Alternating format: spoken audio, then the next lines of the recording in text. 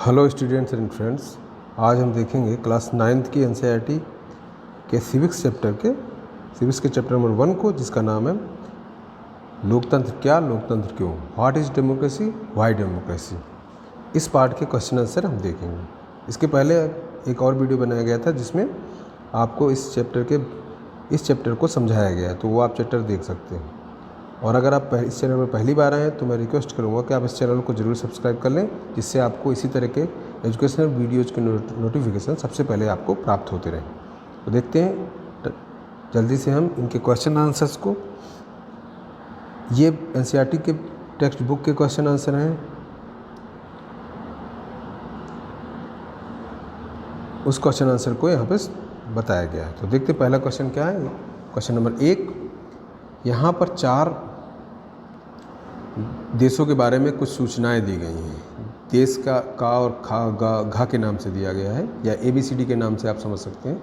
इन सूचनाओं के आधार पर इन देशों का वर्गीकरण किस तरह करेंगे। इनके सामने लोकतांत्रिक, अलोकतांत्रिक और पक्का नहीं लिखें। अब इनके बारे में हम कुछ देशों के बारे में लिखेंगे और फिर आपको बताना है कि वो लोकतांत्रिक है कि नहीं। इसी तरह इसको देखते हुए अगर आप चाहें तो स्क्रीनशॉट भी ले सकते हैं, जिससे आपको नोट करने में आसानी हो। तो देखते हैं देश का के बारे में क्या है। जो लोग देश के आधिकारिक धर्म को नहीं मानते उन्हें वोट देने का अधिकार नहीं। जैसे मान लीजिए किसी देश का कोई आधिकारिक धर्म है, अमेरिका का क्रिश्चियन धर्म है, तो क्या वहाँ पर दूसरे धर्म के लोगों को वोट देने का अधिकार नहीं है, तो क्या कहला जाएगा, अलोकतांत्रिक। लोकतांत्रिक वहाँ जहाँ पर सबको समान अधिकार हो, और जहाँ नहीं हो वहाँ अलोकतांत्रिक बताया जाएगा। एक ही पार्टी बीते वर्षों से चुनाव जीतती आ रही, एक ही पार्टी लगातार वर्षों से जीते आ रही, तो वो क्या सकते हैं, लोकतांत्रिक है कि नहीं है, लोकतांत्रिक है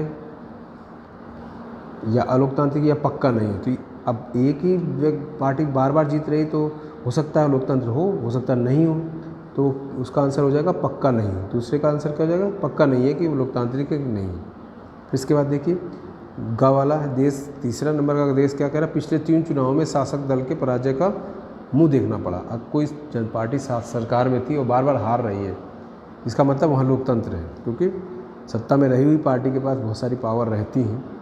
जैसे भारत में इस समय क्या है, चुनाव में लगातार 2 चुनाव से कांग्रेस पार्टी हार रही है, उसके पहले कांग्रेस पार्टी रहती काफ़ी दिन रही है। तो एक तरह से लोकतांत्रिक होने का निशानी है भारत में। जो पार्टी लंबे समय तक सत्ता में रही वो आज बिल्कुल बाहर चली गई। फिर देश घा, यहाँ स्वतंत्र चुनाव नहीं है, यहाँ स्वतंत्र चुनाव आयोग नहीं है, तो वो तो जब स्वतंत्र चुनाव आयोग नहीं है तो वो लोकतांत्रिक हो नहीं सकता। तो घा वाला क्या होगा, अलोकतांत्रिक। अब देखते हैं क्वेश्चन नंबर 2, यहाँ 4 अन्य देशों के बारे में कुछ सूचनाएं दी गई हैं। इन सूचनाओं के आधार पर आप इन देशों का वर्गीकरण किस तरह करेंगे। इनके आगे लोकतांत्रिक, अलोकतांत्रिक और पक्का नहीं लिखें। तो देखते हैं देश चा, छा, जा और झा। चा में क्या है, संसद सेना प्रमुख की मंजूरी के बिना सेना के बारे में कोई कानून नहीं बना सकती। अब संसद सर्वोच्च होती है किसी भी लोकतांत्रिक देश में, अगर वो सेना प्रमुख की परमिशन लेनी पड़ रही उसको, तो क्या हो जाएगा, वो अलोकतांत्रिक देश होगा। तो आप आंसर में लिखेंगे कि ये अलोकतांत्रिक, इसके सामने लिख देंगे अलोकतांत्रिक, अलोकतांत्रिक। Is that clear. ये आपको ऐसे लिखना है, ऐसे सब में लिखेंगे। देखते हैं देश नंबर 6, संसद न्यायपालिका के अधिकारों में कानून बनाकर कटौती, संसद न्यायपालिका के अधिकारों में कटौती का कानून नहीं बना सकती। संसद जो है न्यायपालिका के अधिकार, देखिए न्यायपालिका में, संसदीय का व्यवस्था में एक बहुत इम्पोर्टेंट चीज़ होती है कि न्यायपालिका स्वतंत्र रहे। तो अब संसद न्यायपालिका के कानून उनकी कटौती करेगी तो क्या होगा, एक दूसरे के अंगों में टकराव होगा। तो ये एक अच्छी परंपरा है कि वो एक दूसरे में कटौती नहीं करते, तो लोकतांत्रिक है ये। दूसरे का आंसर हो जाएगा लोकतांत्रिक। देश जा यानी देश के, अगला देश है, देश के नेता बिना पड़ोसी देश की अनुमति के किसी और देश से संधि नहीं कर सकते। अब मान लीजिए जैसे चीन और पाकिस्तान का रिलेशन है कि चीन की अनुमति के बगैर पाकिस्तान कोई विशेष समझौते किसी और देश से नहीं कर पा रहा, तो क्या ये अलोकतांत्रिक प्रक्रिया है। अलोकतांत्रिक, हर देश अपनी निर्णय लेने में स्वतंत्र होना चाहिए, तब वो लोकतांत्रिक माना जाएगा। अगला घा वाला है, देश के अधिक फैसले केंद्रीय बैंक के अधिकारी करते हैं, जिसे मंत्री भी नहीं बदल सकते। अब मंत्री क्या होते हैं, जनता से चुने होते हैं, लोकतंत्र से आते हैं, तो ये क्या होगा, गलत बात है। लोग मंत्रियों का पावर होनी चाहिए, क्योंकि वो जनता से चुने हुए हैं, नहीं बदल सकते, इसलिए वो अलोकतांत्रिक कहला जाएगा। तो इस तरह आपने देखा, स्क्रीनशॉट लेके आप इसको कर सकते हैं जी में। ये इसके क्वेश्चन है, ये क्वेश्चन है और ये इनके आंसर हैं, अलोकतांत्रिक, लोकतांत्रिक, अलोकतांत्रिक। अब देखते हैं क्वेश्चन नंबर 3, इनमें से कौन सा तर्क लोकतंत्र के पक्ष में अच्छा नहीं है और क्यों? पहला तर्क, लोकतंत्र में लोग खुद को स्वतंत्र और समान मानते हैं।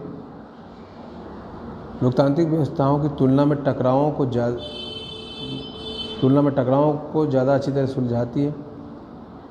लोकतांत्रिक सरकारें लोगों के प्रति ज़्यादा उत्तरदायी होती हैं। लोकतांत्रिक देश दूसरों की तुलना में ज़्यादा समृद्ध होते हैं।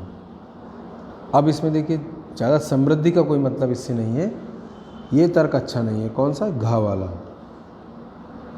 तो इसका उत्तर क्या लिखेंगे? लोकतांत्रिक देश दूसरों की तुलना में ज़्यादा समृद्ध होते हैं, ये लोकतंत्र के पक्ष में तर्क अच्छा नहीं है, क्योंकि भारत जैसे कुछ लोकतांत्रिक देश अब भी आर्थिक रूप से विकसित हो रहे हैं, यानी विकासशील हैं, जबकि संयुक्त अरब अमीरात जैसे राजतंत्र वाले देश आर्थिक रूप से समृद्ध हो चुके हैं। तो ये समृद्धि का मतलब नहीं है लोकतंत्र से, ठीक है। तो ये इसका चौथा क्वेश्चन है,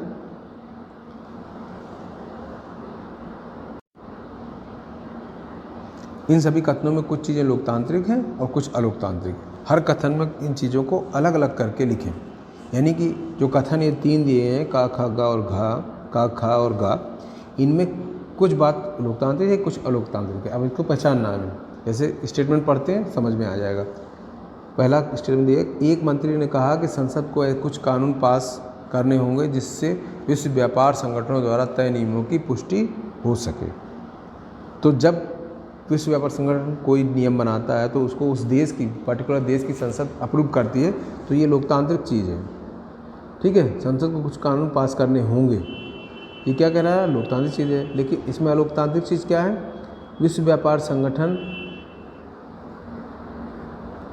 संगठन द्वारा तय नियमों की पुष्टि हो सके, ये अलोकतांत्रिक चीज़ है, क्योंकि संसद ने उनको उन नियमों को नहीं बनाया है, किसी दूसरी संस्था ने बनाया जो कि जनता से चुनी हुई नहीं है। इसलिए इसका उत्तर हो जाएगा लोकतांत्रिक चीज़ में संसद को कुछ कानून पास करने होंगे, और अलोकतांत्रिक चीज़ें विश्व व्यापार संगठन द्वारा तय नियमों की पुष्टि हो सके। तो इन सब के स्क्रीनशॉट लेते चलेंगे आप और इनको नोट कर लेंगे। फिर दूसरा पॉइंट दिया, एक चुनाव आयोग ने एक चुनाव क्षेत्र के सभी मतदान केंद्रों पर दोबारा मतदान का आदेश दिया जहां बड़े पैमाने पर मतदान में गड़बड़ हुई थी। तो इसमें कौन सी लोकतांत्रिक चीज़ है? लोकतांत्रिक चीज़ ये है कि चुनाव आयोग ने किसी चुनाव क्षेत्र में दोबारा मतदान का आदेश दिया, यानी कि अगर गलती हुई तो दोबारा उसको सुधारने का प्रयास किया जा रहा है। और लोकतांत्रिक चीज़ क्या है कि बड़े पैमाने पर मतदान में गड़बड़ी क्यों हुई थी, ये गलत चीज़ थी वहाँ पर। इसी तरह देखिए तीसरे, संसद में औरतों का प्रतिनिधित्व कभी भी 1% तक नहीं पहुँचा है, इसी कारण महिला संगठनों ने संसद में 1/3 आरक्षण की मांग की है। तो इसमें क्या चीज़ है? लोकतांत्रिक चीज़ क्या है? इसी कारण महिला संगठनों ने 1 आरक्षण की मांग की है, ये लोकतांत्रिक चीज़ है। और लोकतांत्रिक चीज़ क्या है? संसद में औरतों का प्रतिनिधित्व कभी भी 10% तक नहीं पहुंचा, हालांकि ये 12% तक पहुंच चुका है, लेकिन जब ये क्वेश्चन बनाया गया तो इसमें सही आंसर ये होना चाहिए कि 15% तक नहीं पहुंचा, क्योंकि उसके तक तो पहुंच चुका है 12.5 से ऊपर तक। तो एनीवे आपको लिखना क्या है कि संसद में औरतों का प्रतिनिधित्व जो है फला प्रतिशत तक नहीं पहुँचा, ये अलोकतांत्रिक चीज़ है, ठीक है। तो ये इसके आंसर ये हैं तीनों, उनका आप स्क्रीनशॉट ले लीजिए। अब देखते हैं, लोकतंत्र में अकाल और भुखमरी की संभावना कम होती है, यह तर्क देने का इनमें से कौन सा कारण सही नहीं है? अब 4 तर्क दिए हुए हैं, कौन सा कारण सही नहीं है? भुखमरी और अकाल की संभावना कम है। विपक्षी दल भूख और भुखमरी की ओर सरकार का ध्यान दिला सकते हैं, ये सही बात है।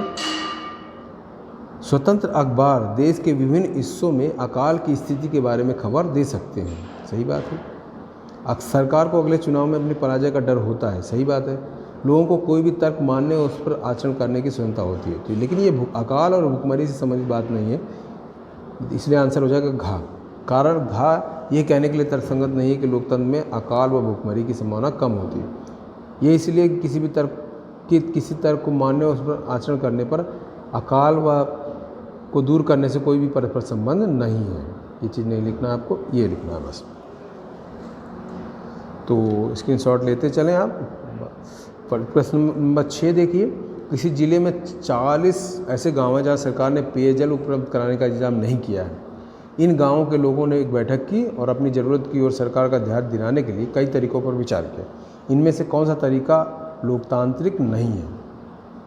अदालत में पानी को अपने जीवन का अधिकार का हिस्सा बताते हुए मुकदमा दायर करना, सही बात है। अगर कोई प्रॉब्लम है तो मुकदमा दायर कर दे सकते हैं कोई भी व्यक्ति लोकतंत्र में। अगले चुनाव का बहिष्कार करके सभी पार्टियों को सख्त संदेश देना, चुनाव बहिष्कार भी किया जा सकता है, ये भी एक लोकतांत्रिक तरीका है।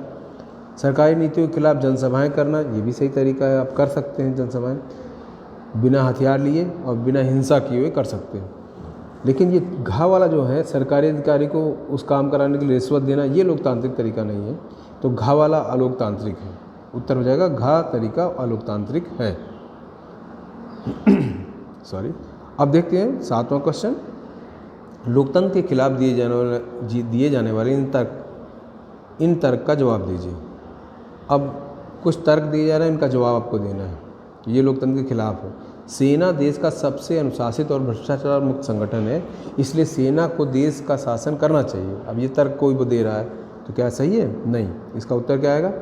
सेना देश की रक्षा के लिए महत्वपूर्ण है, किंतु वह लोगों द्वारा निर्वाचित नहीं है, इसलिए वो एक लोकतांत्रिक सरकार का गठन नहीं कर सकती। बेशक सेना सबसे अधिक अनुशासित और भ्रष्टाचार मुक्त संगठन है, तथापि कोई भी ये गारंटी नहीं दे सकता कि सेना तानाशाह नहीं बनेगी। ऐसे शासन के अधीन नागरिकों के सभी मौलिक अधिकार छीन लिए जाएंगे। उदाहरण के लिए जनरल अगास्तो पिनोशे के शासन के अधीन जिले की जनता को कष्ट भोगने पड़े। जो चिली की जनता है उसको अगस्ते पिनोशे के समय में कष्ट भोगने पड़े थे, यानी सेना की शासन था वहाँ पे। अब देखते हैं, बहुमत के शासन का मतलब है मूर्ख और अशिक्षितों का राज। तो हमें तो होशियारों की ज़रूरत है, इसलिए भले ही उनकी संख्या कम हो, ये कह रहे हैं बहुमत का शासन नहीं होना चाहिए, होशियार लोगों का होना चाहिए। तो इसके तर्क क्या है? सभी लोग कुछ सीमा तक समझदार होते हैं, कुछ सीमा तक, किसी न किसी मामले में। सार्वभौम वयस्क मताधिकार सिद्धांत के अनुसार हमारे देश में 18 वर्ष से अधिक आयु के सभी लोगों को मतदान का अधिकार है, तो समाज के कुछ वर्गों की अनदेखी करना अनुचित होगा। इसका स्क्रीनशॉट लेके आप इसको करते हैं। अब तीसरा प्रश्न देखते हैं, क्या कहा है? अगर आध्यात्मिक मामलों में मार्गदर्शन के लिए हमें धर्म गुरुओं की ज़रूरत होती है, तो उन्हीं को राजनीतिक मामलों में मार्गदर्शन का काम क्यों नहीं सौंपा जाए? देश पर धर्म गुरुओं का शासन क्यों नहीं होना चाहिए? जैसे मौलवियों का, पंडितों का, जो भी पूजा पाठ कराते हैं, या पोप का, पादरियों का शासन होना चाहिए क्या देश में? आप देखते हैं इसके बारे में। तीसरा कथन खतरनाक है, राजनीति में धर्म को शामिल करने से गंभीर विवाद हो सकते हैं। भारत जैसे कई धर्मों के देश में अपनी विचारधाराओं में परस्पर मतभेदों के कारण धर्मगुरु विनाश का कारण बन सकते हैं। विश्व इतिहास में अभी तक किसी भी धार्मिक राजनेता द्वारा चलाई जा रही सरकार सफल नहीं हुई है। धर्म को किसी भी देश के राजनीतिक मामलों में दखल नहीं देना चाहिए। धर्म एक मामला ऐसा है जिसको राजनीति से अलग करने की ज़रूरत है। धर्म को व्यक्तिगत रूप से मानना चाहिए और उसके अनुसार नैतिक आचरण करना चाहिए, न कि उसको शासन सत्ता को प्राप्ति का आधार बनाना चाहिए। तो देखते हैं अब प्रश्न संख्या 8, इनमें से किन कथनों को आप लोकतांत्रिक समझते हैं और क्यों? अब ये कथन है कुछ डेली लाइफ से जुड़े हुए।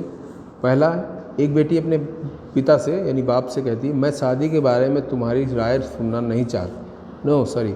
बेटी से बाप कह रहा है, एक फादर कह रहे हैं अपनी बेटी से, मैं शादी के बारे में तुम्हारी राय नहीं सुनना चाहता। हमारे परिवार में बच्चे वहीं शादी करते हैं जहाँ माँ बाप तय कर देते हैं। ऐसा आपने सुना होगा अपने मोहल्ले पड़ोस में। तो इसका उत्तर क्या है? ये क्या कथन सही है? नहीं है, क्योंकि सब व्यक्ति को अपनी राय रखने का तो अधिकार है। ये पहला कथन अलोकतांत्रिक है, क्योंकि लड़की को अपनी शादी के बारे में राय व्यक्त करने के अवसर से वंचित किया जा रहा है।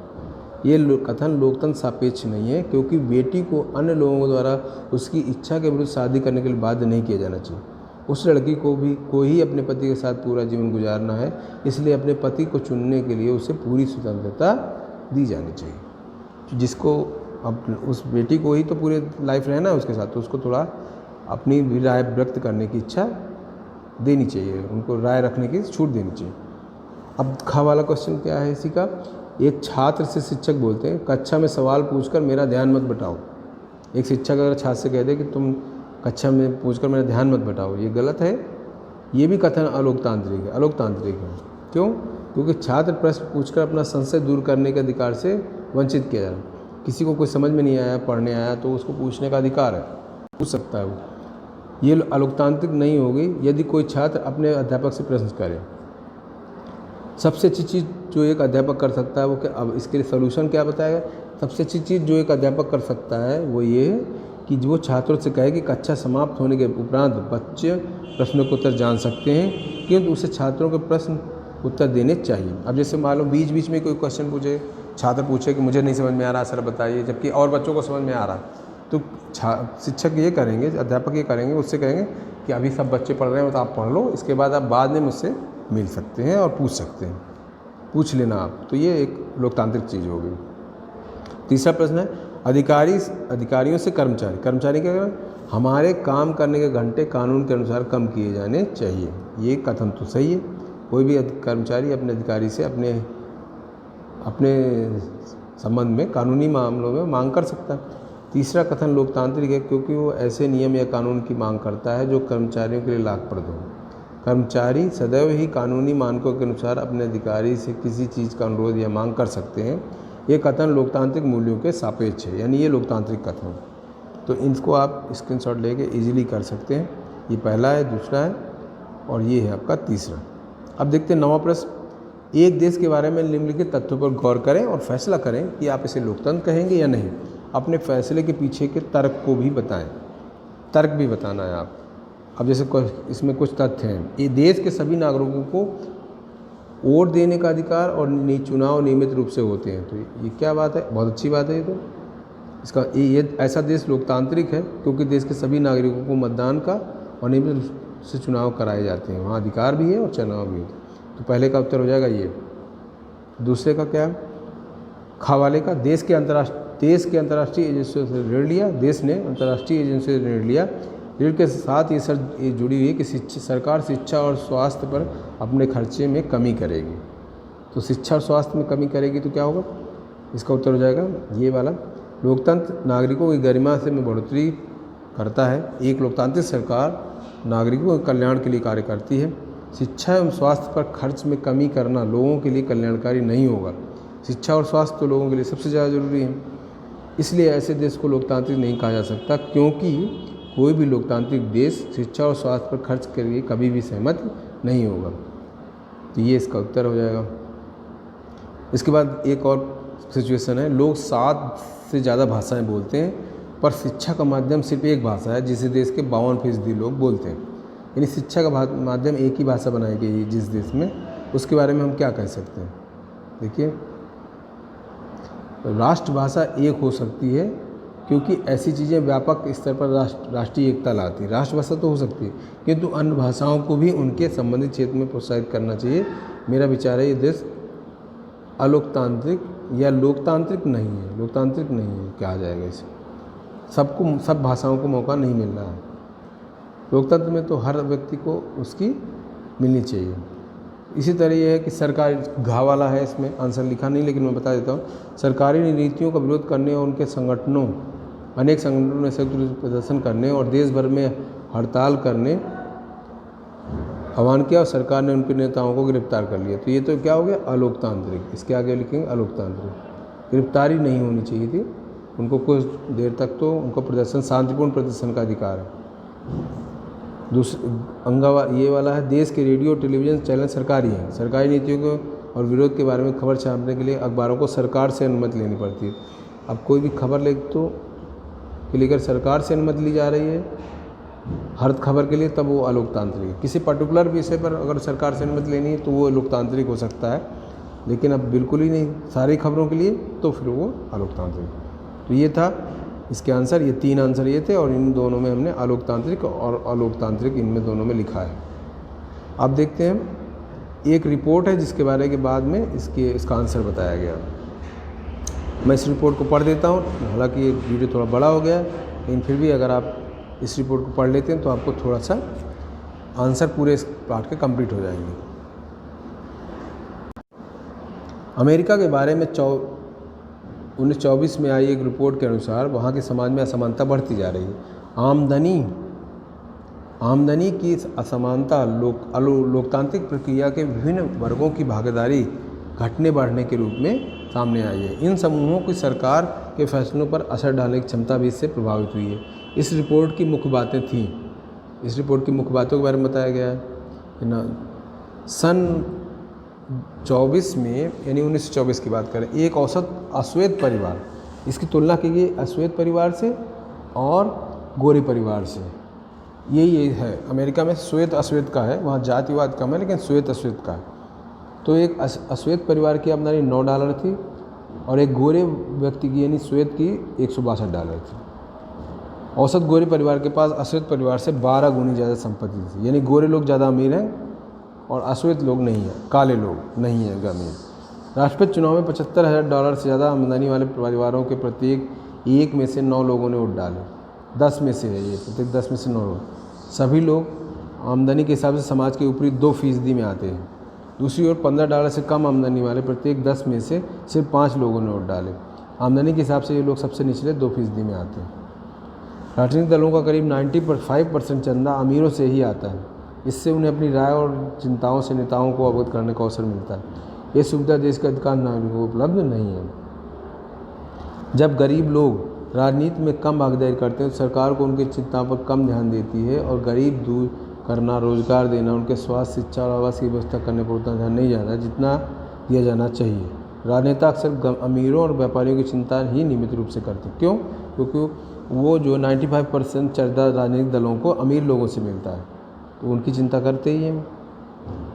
इलेक्शन लड़ने के लिए जो भी चुनावी खर्चे होते हैं वो कौन देते हैं? अमीर लोग देते हैं। गरीब लोग तो कुछ भी नहीं, उनको बल्कि देना पड़ता है। तो असर किसका हो जाता है? अमीर लोगों का। इसका उत्तर देखिए क्या लिखे।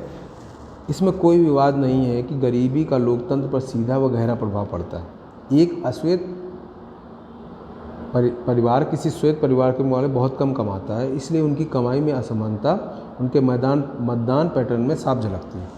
राष्ट्रपति के चुनाव में $75,000 या उससे अधिक की आय वाले 10 में से 9 लोगों ने मतदान किया, जबकि $15,000 से कम आय वाले 10 में से सिर्फ 5 लोगों ने किया। इतना ही नहीं, इनकी आय में अंतर ने सरकार द्वारा लिए गए निर्णयों को भी प्रभावित करने की योग्यता भी निर्धारित किया, क्योंकि राजनीतिक दलों को दिए जाने वाले चंदे का 95% अमीर लोगों से आता है। इसलिए वे राजनीतिक दलों के निर्णयों को प्रभावित करने के लिए अधिकतर कम आय वाले नागरिकों की अपेक्षा बेहतर स्थिति में थे। क्योंकि गरीब लोग राजनीति में कम भाग लेते हैं, इसलिए सरकार इनकी और उनकी शिक्षा, स्वास्थ्य, रोजगार, निवास की समस्या और भुखमरी की ओर कम ध्यान देती है। विभिन्न राजनेताओं द्वारा निर्मित सरकार व्यापार या समाज के अमीर वर्ग के बारे में चिंतित रहती है।